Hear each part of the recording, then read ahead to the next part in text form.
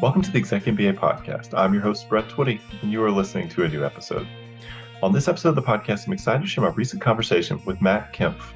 Matt is a recent graduate in our Executive MBA class of 2023, and he and I recently connected to talk more about his background, his decision to pursue an MBA, his passion for entrepreneurship, his latest venture, and so much more.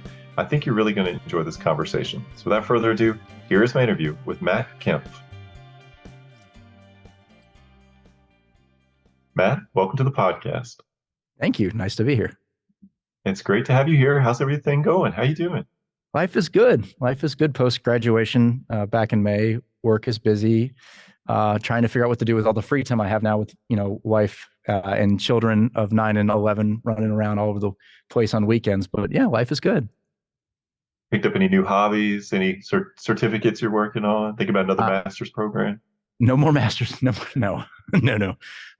Reading more books, less case studies, which is nice. Reading books without a highlighter in hand, which is always nice. Can I ask you what you've been reading lately? A book that you finished that you've enjoyed? I am reading Mike Vickers', I'll call it an autobiography of All Means Available. He sits on the board of where I work. And so it's been a fascinating story of his life experience as a Green Beret, and then as he worked into policy in the intelligence community, supporting former presidents, former policy in the Middle East. It's just been a fascinating read. And again, not a case study, so kind of broadening my my reach when I got some time to read. Nice. That's awesome. I just started Going Infinite about Sam Bankman-Fried and FTX. I'm That's about on my 60-ish pages in. It's Michael Lewis, so it's always good reading. Very cool. All right. Well, tell us a bit more about you. Who are you and what's your background? Thanks. I am Matt Kemph. I recent graduate of Darden, May of 23, started 2 years prior in the executive program, live up in Maryland. I have lived in the area since 2005 when I left my undergraduate career at Auburn University. I took a job with the government where I worked with the National Security Agency for 13 years. If you had asked me in college if I would end up in the intelligence community, I would have laughed. But I'm so thankful for that opportunity and thankful for the experiences in the job that I had throughout my career. And I've been a matchmaker. So I've eventually left the government supporting public and private partnerships and now work in an environment where I'm supporting the national security community, the early stage investment community, and the venture community through a job at InQtel. I've been here for 5 years. Love it. I've got a wife and 2 boys, Graham and Noah. They keep us very active in sports and academics, and it's just, it's a lot of fun. Well, let's talk a little bit about your MBA journey. How did you decide you wanted to pursue an MBA? Well, I met you. No, I think so. I'm older. I have been an entrepreneur. So despite government service and despite other things, I've had a lot of free time when I walk out of a building and I can't really take work home with me. So in 2005, when I moved up to DC, I started a company. It would have been my second company that I started. I ended up selling it in 2019. But as I approached life without another side hustle, I realized that I had cracks in my foundation. And so I went out and looked at a bunch of MBA programs. And the week before COVID shut down in 2020, I actually did an in-person visit. I sat in one of the operation courses, thanks to you, met you and talked to you about the program, what it was all about. And I absolutely fell in love with the case method study and just sitting in the room. And the professor got me involved in the class, which was great. And I think I realized that that moment in time, that what actually had led me to Darden was this completeness of, yes, I had been in business for so many years. And yes, I'd had experience working with, as a government employee and then also being an entrepreneur and getting involved in the startup community in DC, that I really didn't have a whole complete picture, an all-encompassing view of the business world. And I felt that an MBA program like Darden actually could kind of help fill in those gaps. So I took a gamble.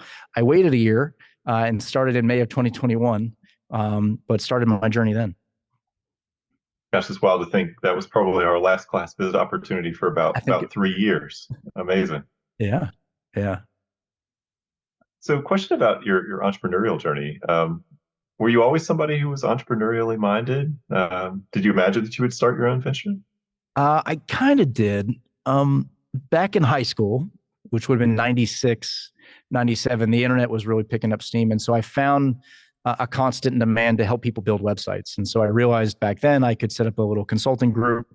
Me and a couple buddies would build websites on the side, and it worked out. It paid additional bills, and it gave me an experience to kind of do sales and whatnot. And I was always fascinated by my father. He was in the cable industry. He was a hustler. He had grit.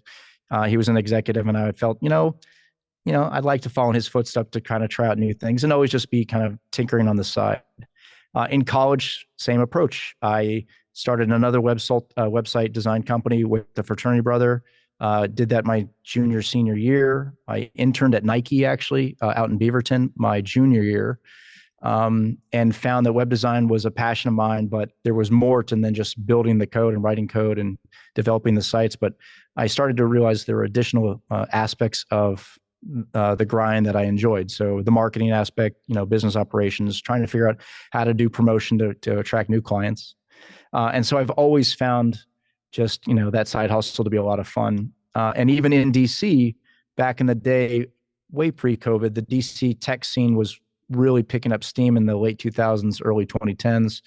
And so I'd just go to a social meetups and gatherings to kind of meet with other like-minded entrepreneurs, and just constantly found myself being lean and throwing ideas at a wall and see what would stick. And, if there was something worth my time and, not impacting to the job, then maybe the value proposition was there to give it a try. So yeah, throughout my career and life journey, I've always kind of been tinkering on the side. And if you find a job you love, you'll never work a day in your life. And so I've used that approach. I'm constantly learning and constantly being engaged, and I've enjoyed it.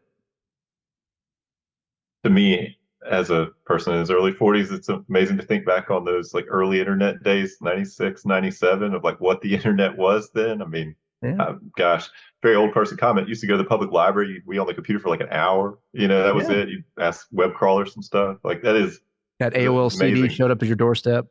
That's right. That's right. So very different than where we are now. So let's talk about, all right. So you come to Darden.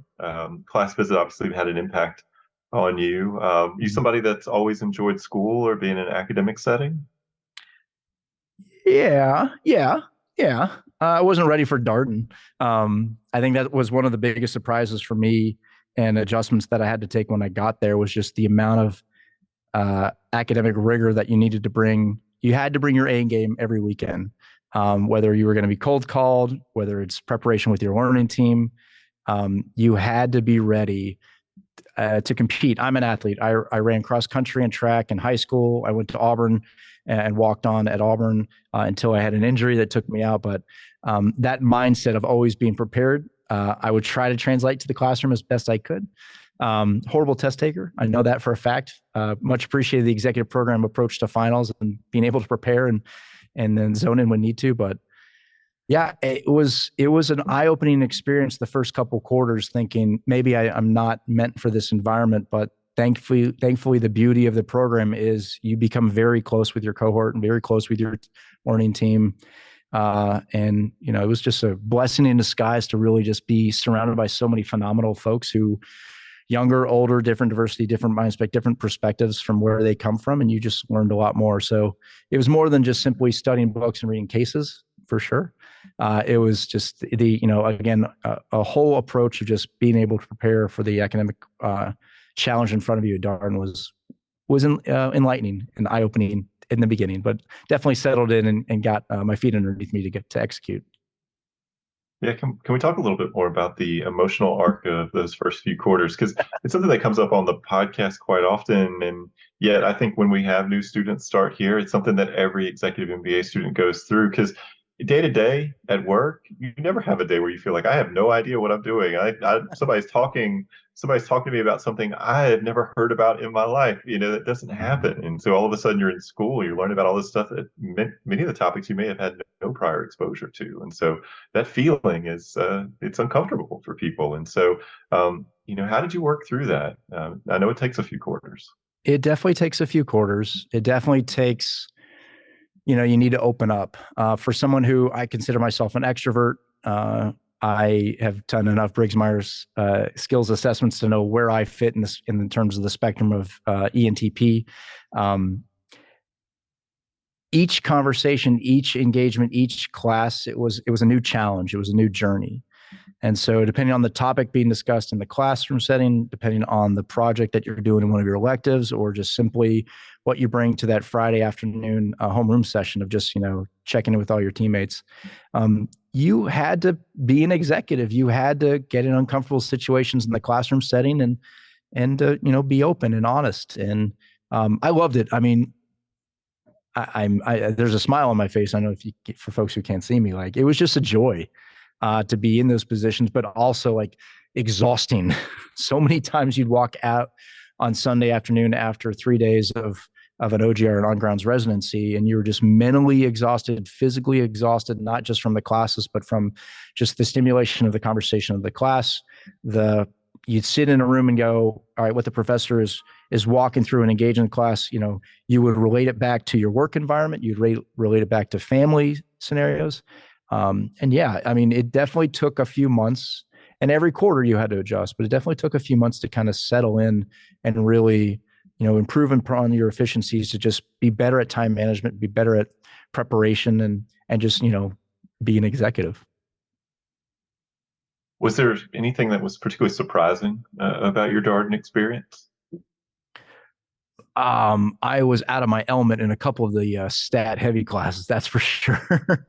I hadn't taken a statistical class in a long time, since graduate school. And I have a master's in network security, and I was not taking quant heavy classes then. Yeah, I was very uncomfortable for some of those classes. Again, huge shout out to Learning Team 15.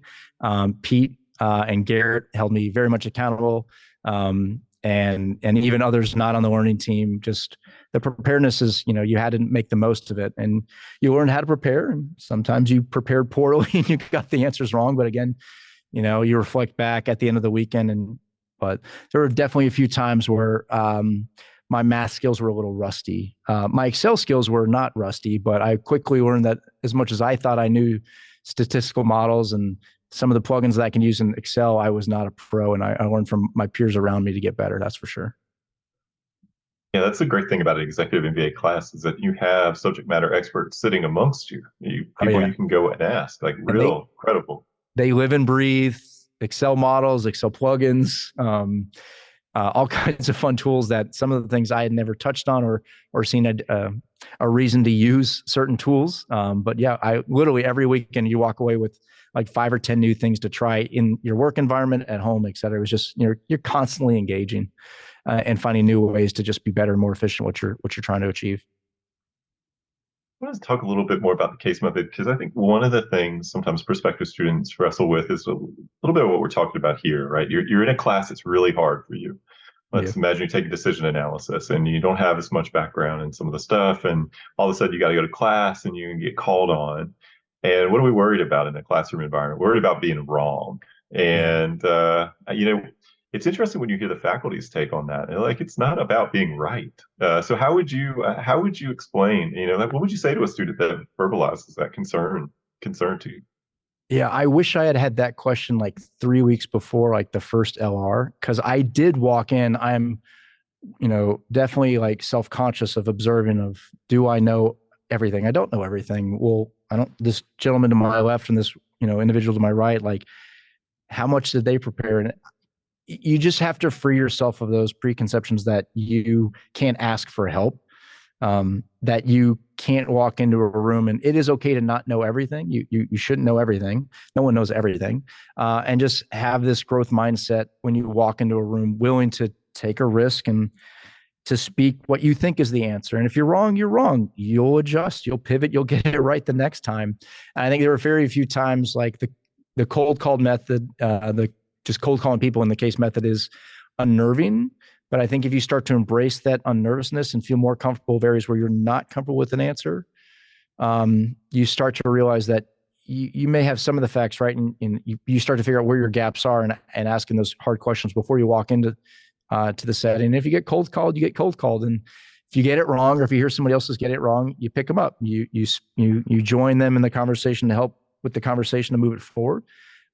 But yeah, there were a number of times where I was not comfortable with an answer, but thankfully, again, peers and classmates around me kind of helped, catch me up to what I needed to know. And, walked away knowing a little bit more and learning something new. So when you look back, I mean, do you miss being in school? I know it's not been too long. Oh, yeah. I graduated in May, and I was just talking to a few classmates the other day, and actually a current classmate or a current class of 24 right now, of like the amount of time spent in Darden and in the program was exhausting, but in a good way. Like it's you miss it. I don't miss the prep work, but I've taken that mindset approach to my business and what I do today, especially with my current employer and when I've done outside of work at my little startup on the side, which I can talk about later. Um, I miss the camaraderie. I miss really diving deep into topics with my classmates with different views and different perspective, and challenging their views and them challenging my views. And just, kicking back and relaxing and socializing and like catching up with everybody. You don't get that day to day. I'm close with my coworkers, not to say I'm not, but that engagement, that working for the betterment collectively as an entire class, you miss greatly. And so post graduation, keeping up with everybody as best I can. I'm in the DC metro area, so I do hear from a lot of folks who are local. I try to catch up as best I can with my learning team on a monthly basis. We use the 15th because we're L15 as the day to kind of reach back and give an update. I owe my team an update from yesterday right now. But yeah, I missed it tremendously. The coursework, I'm okay. I'm good. Thank you. But I do every now and then kind of poke around and see what the current program is. Some of the part-timers actually work. One part-timer works with me at InQtel where I work now. Some of the full-time folks have swung by in recent weeks to catch up. And I'm always asking, how's the class? What classes are you taking? What's the recent case studies you're doing? Are you going on the global residency? I do track everything on LinkedIn on all the trips that folks are taking. And it brings back a lot of really good memories.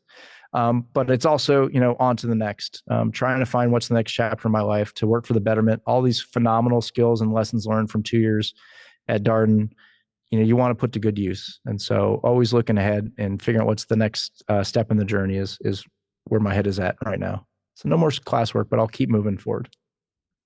Yeah, lots of good coverage on LinkedIn recently. We have multiple global residencies running at the same time: Argentina, Finland, Estonia. We had a part-time MBA group with a few executive MBA students out in Italy. I was so Man, jealous. So jealous. And I went to Finland and Estonia, and that trip that was, I would do that trip every year for the next 5 years if I could. The 90-day Fin program was phenomenal. The entire team that went was just great. Like the access you get to a number of the startups from the local ecosystem was incredible. Finland's beautiful. Estonia is absolutely beautiful. Yeah, loved it. Loved every bit about that trip. did you have a company that you visited that you really enjoyed, or part I of the did. experience? Yeah. I'm going to butcher the name, Mecca, and the design company, clothing design company, and also Pipe Drive, which I had never heard of. They compete in the contact management Salesforce environment, I think, still, but they were fascinating. And like, again, it wasn't just you got a PowerPoint presentation, you walked away knowing what they do. You can read that on PitchBook or on their website. It was like full immersion of here's our culture, here's how we approach it, try on some of the clothes, try out our tools, come sit in our swanky executive spaces or residential spaces where the company meets for all hands. Like it was a full immersion and not just here's a demonstration and thanks for coming. It was you spent a couple hours with the companies and it was fascinating. Well, what do you think the impact of your Darden experience has been? I know it probably will evolve over the next few years, but right now, a few months removed from graduation, Yeah. what do you think the impact was? Not a day goes by that I don't think back to a class or a professor or a case or an executive or an Excel spreadsheet or a data model that we ran 9,000 times in Dieter's classes.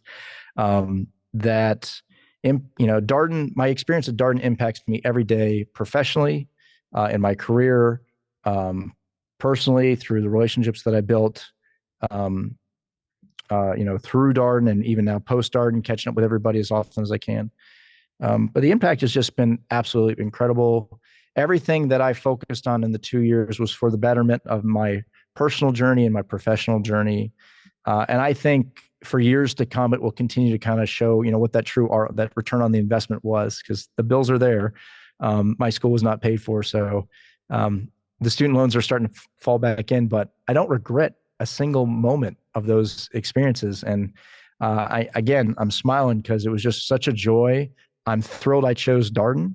I did look at others, um, and just that experience just is unmatched. And I've got friends who've gone to other programs, and we've shared stories of homework and finals and just the class setting, and it is unmatched. It's such incredible to have that, now on my resume, and I get to talk to a number of folks when I see them professionally, and at the airport wearing Virginia gear, and it's just been a lot of fun. So the impact, I think, has been tremendous, and I think it will pay off even in greater dividends as my career goes on, and then the network continues to grow.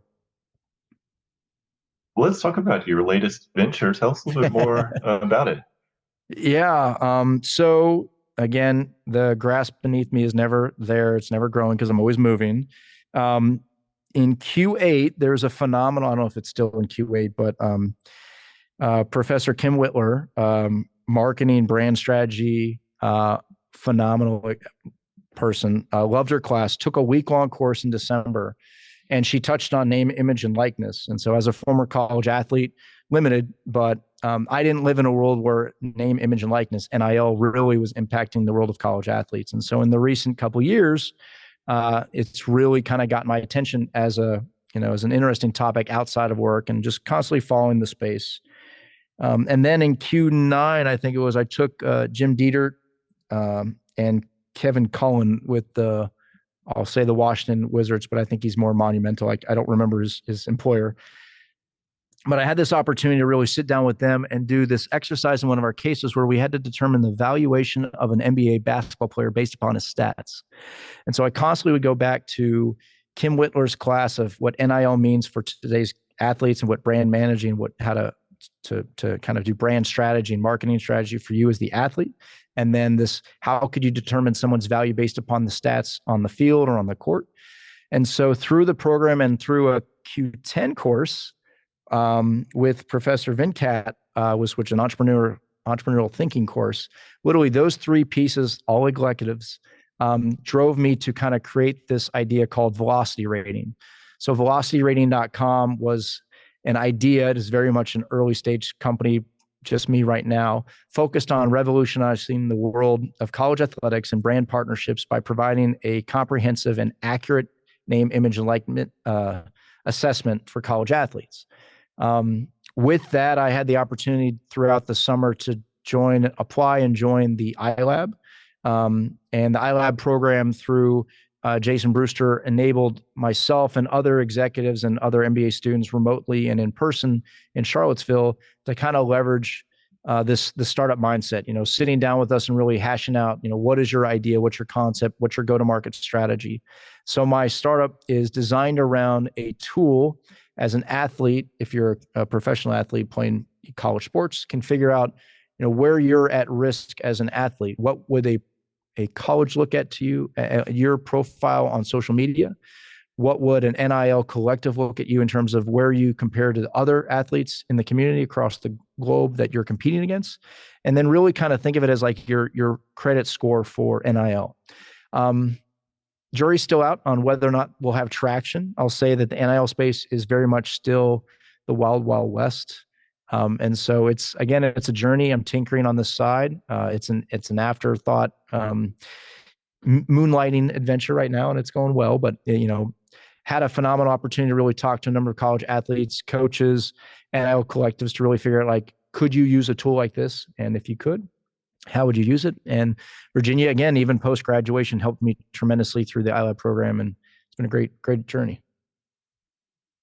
What a fascinating thing to work on. I mean, gosh, you watch college football on a Saturday, you got Caleb Williams from USC and Wendy's commercials. You got Shedeur Sanders in Colorado, possibly, so it's on NIL deals, I think, well beyond what almost everybody is making. Yeah. I mean, it does feel like the wild, wild west. It's got to be difficult to quantify or to try to project this stuff, just given how new it is, right? Yeah, and the fact that you see public reporting that universities are buying their entire football teams, like Dodge Rams or trucks. Um, you'll see other companies, college athletes paying their other athletes in gifts. It is definitely the Wild West. I'm not by any means the subject matter expert on it, but again, I saw a potential value proposition around could you provide that risk assessment for the athletes and the collectives to really glean insight into where you compare to others. I think policy and the law will catch up to what's been going on, which is why I'm taking it very slow with the launch. But again, it's fascinating. It's a fun. Uh, I don't want to call it a game, but it's a fun, chess match taking place between the universities, the college athletes, and even the Wendy's of the world, the big sports marketers of the world. But there's also, 100,000 plus athletes that are desperately trying to get their books paid for, desperately trying to get their rent paid for, DMing brands on Instagram, TikTok, social media platforms to say, hey, look at me, I can be a great brand ambassador for your environment. And there's just a lot of platforms that are attacking this space and they're doing great. And then there's others who are trying to look at the risk aspect of it. So it's been a fun journey to explore that space. Yeah, super interesting. I imagine everybody asks you questions. Once you tell them that this is what I'm working on, people must have a million questions for you. Yeah. And they usually share, like, I read this in the press, which, yeah. And you read and you do a double take because most in that space, it's not really a pay to play. That's not permitted. But then you read what's going on. So again, I think policy and everything else will catch up to the market. I think the athletes and everybody need to figure out where they're going with their strategy to attract the best and brightest, not only focus on academics, but also what makes sense for the betterment of the program and provide their athletes an opportunity to offset the cost for going to school. Because not every athlete gets a scholarship, but maybe NIL can fill that gap. Maybe it can provide a reason to pick a school versus another school. But again, fascinating space. If you have some time, read about it. It's incredible. Well, you mentioned taking advantage of some of Darden's resources as you continue to develop this concept. Can you tell us a little bit more about what that looked like or how Darden was helpful to you in advancing your idea? That's a great question. I think over time, so my first year, you really didn't know what else was out there in terms of like electives. And then after your first year at Darden comes to an end and they start to kind of ask you to submit your areas of focus of what you want to bet on in terms of electives and kind of apply for the classes, you start to realize that Darden's very much focused on nowadays. I think venture capital has gotten a lot more interesting electives. The entrepreneur programs with VinCat, again, is incredible. There have been other professors in the past who have taken a similar approach. And I think just the framework is there to really challenge you on your idea, and the tools and techniques from some of the professors to kind of challenge you in the classroom and outside the classroom are also there. So I had a lot of calls with professors outside of the classroom, more so than in the classroom, about my specific problems. And then I would walk into the classrooms normally through the engagement with my classmates to really get to like the traditional like frameworks that I could use again towards velocity rating, towards other stuff at work. iLab is a great example through the University of Virginia initiative that supports entrepreneurs. Like just simply having Jason Brewster and that program and other peers who are part of the iLab program to call and discuss ideas with marketing strategy, brand strategy, how to define your audience from a communication perspective of here's my value proposition, what do you think? And have somebody sit across from you and basically challenge you on, have you thought about that every possible way? Was a great experience and great resource to have. And still to this day, I can call any one of my peers from the iLab program. I can call Jason, I can email the team. And again, classmates galore. We're constantly on LinkedIn trying to challenge one another with new ideas and new initiatives post-graduation. A number of my classmates have launched their own entrepreneurial adventures, and I love tracking them and kind of figuring out how I can help support them and encourage them in any way I can. But yeah, the program and the electives, I think, right around quarter 8, 9, and 10 really allowed you, if you were interested, allowed you an opportunity to really take an idea and bake it in the oven, so to speak, and be surrounded by just expanding minds and thoughtful leaders and entrepreneurs who have done this before at the professional and professor level, but also just your current and alumni. You always had access to alumni, and you always had the program kind of suggesting, hey, have you talked to company X or alumni Y? Because they would be a great person. Like that's still, even post graduation, is constantly coming up with a lot of my peers in the national security space and also in the venture capital community. There's always a door to knock on, and always someone being very warming and welcoming to encourage you to kind of go talk to X, Y, and Z individuals or X company. They're Darden heavy, et cetera. It's been great. So some of our listeners who listen to what you're describing, NIL, obviously very new, also fast moving, constant, possibly changing as we speak, or will continue to change. How do you even begin to wrap your head around something like this? Okay, I want to do the score thing. I've got this idea. Like, how do you figure out how to get started with something like that? Yes. Again, it goes back to those frameworks and really taking a lot of people will use the phrase product market fit, mission market fit. What's that value proposition you think your product can offer that others on the market can't provide today? Or what's your uniqueness that your product will bring to the market that provides some value for an individual or consumer that they can't get anywhere elsewhere? It starts with a lot of talk. You talk to a lot of people. You have to do a lot of interviews. So it starts with patience and really taking that hypothesis and figuring out your assumption is X. People would pay for a service to provide the most comprehensive and accurate name, image, and likeness assessment. Can you build the tool to solve that?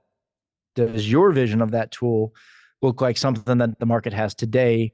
And again, is this just a value add, or is this a plus one to a current service? And I think anything you do entrepreneurial wise, if you have an idea, you're going to hear 9 no's and 1 maybe that you should do this. But if you're passionate about it, if you love what you think this idea could potentially provide, not from a financial point of view, but just simply, does it bring you joy in solving a problem? Are you going to have the patience to solve that puzzle and have the openness to realize that your initial hypothesis may be wrong and you may need to pivot? And so again, through all the programs with VinCat was great. We're literally having that entrepreneurial mindset and that growth mindset to challenge your assumptions and then constantly be coming back to, are you on the right path? Have you seen others approach this? Have you talked to others about, being a little risk averse, where in the past, maybe you've been, very much risk, conscious of every little step you do? You got to take risk if you're going to, try to launch something. So I think every company that I've launched is because I've had a passion either in web development. I didn't even talk about FitFeud, another startup company that I launched with a couple of DC entrepreneurs in 2008 and 2009, focused on corporate fitness, where we thought, if you're familiar with The Biggest Loser, remember that show? We thought we could take that mindset to the corporate community to say, all right, let's build a platform where employees compete against one another to have benefits of weight loss or steps taken or nutritional awareness. Very early for its time. Most of the concepts that we thought through ended up becoming normal in corporate wellness programs, and ClassPass became very popular in corporate fitness settings, but that didn't exist back in the day. The Apple Watch didn't exist. The Fitbit had just hit the market. So you got to take risks. And if you're comfortable with that, again, the Darden program emphasized that. I was familiar with a lot of the concepts, but again, Darden kind of reemphasized and hammered home a number of those areas that ensure that if that's your approach, here are the tools you need to be successful and be able to act quickly. Well, Matt, I wonder what you're looking forward to in the coming months. In the coming months, again, I think, what's the next journey? My current role, I love working at In-Q-Tel. I've had a fascinating career here of 5 years focused on really playing matchmaker for our national security partners in the early stage venture space. I'm also focused on my kids, and as they grow into they're not teens yet, but trying to figure out, like, in this day and age, there's travel this, sport Y, opportunity X, and there's a lot at our in front of our kids. And so just finding that work-life balance post-graduation is key and critical. And family first is definitely a mindset that I have now post-graduation. But I'm also looking to, again, spent 2 years at a Darden program with phenomenal uh, group of classmates from all across the country who are looking to change the world and change their work-life environment. I'm looking to do the same with my current employer, looking to support other alumni like Auburn University and their entrepreneurship program, and just trying to continue to find ways to work for the betterment of, a number of areas where I'm passionate. So having fun, but also, curious. Yeah, well, Matt, so it's been so much fun having you here. I should note for our listeners, if you think Matt sounds great, why does he sound so great? Well, he's calling in from a podcast studio, which I can tell you, not every guest comes with their own studio, which is amazing, by the way. But Matt, I want to send you out with this last question here. We ask all of our guests one last question, and it is, what's a piece of advice you would have for our prospective student listeners? If you're thinking of going to Darden, I would encourage you 100% to find time to visit the campus in Roslyn and go to a class on your own.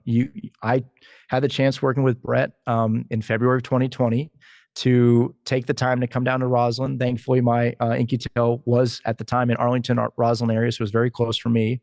But I had a chance to sit in the classroom, and I hadn't read, I don't know how, hundreds of blogs, hundreds of articles on this school and that school and the case method approach and in-person, classroom settings and the bullpen and whatnot. Just, you need to go and experience yourself. And I think that right there will just completely open your eyes to the energy in the room, the engagement. You're not just listening to a professor right on a white chalkboard or on a PowerPoint presentation to walk you through. I've done the 100% virtual master's programs. Again, very thankful for those programs for, the specifics that I went through. But Darden is just a different world. It's a different experience. So I would encourage you to reach out to alumni. By all means, you can reach out to me if you have questions. You can talk to Brett and the staff to find a way to visit campus. But, follow the LinkedIn post that we have, and the content that the school pushes out is incredible. I get very jealous and have tremendous FOMO on a number of the trips like you were talking about. But yeah, if you're thinking about it, don't just read the materials. Find time to make a trip to the campus. Get down to Charlottesville if you can. The campus is gorgeous, and just invest in ensuring that you find the right fit for you professionally, whether you have a family with kids or you're straight out of undergrad. I think that opportunity to see it in life, in real person, right in front of everybody, and sit in the classroom is just second to none. And you'll fall in love like I did, and then you'll end up calling Brett a week later and saying you want to do this, and then hopefully another pandemic doesn't hit and you'll be good to go. But yeah, see it in person. It's incredible. Well, Matt, I love that advice because it resonates so much with what we share with prospective students. When you look at schools on their websites, every school kind of looks and sounds the same. I mean, every school talks about credible faculty, incredible learning experience. We have a strong community here. Culture is amazing. But the reality is, I mean, all the expression of these things looks very different from school to school. And it's all about finding a place where you feel like you're going to be able to really thrive. And at some point, you got to get past the website, you got to get past the blogs, Yep. you got to see it in person. And I'm so happy that we can offer class visits again. We've been doing virtual class visits, we've had some in-person stuff, but now this fall, we're really back. We just had class visits a couple weekends ago. We've got class visits coming up on Saturday, November 4th, again, Awesome. Saturday, December 2nd. And the other reason to come for a class visit, I mean, in essentially 2.5 hours, you can get a lot of information about our executive MBA program. You can come sit on a class. It's about a 75, 85-minute commitment, and then have lunch with the current students and really pick their brains about their experience and why they're here and what advice they would have, and just ask all your questions.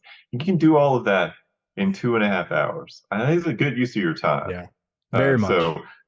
So I'll plug that again. Thank you for pushing it.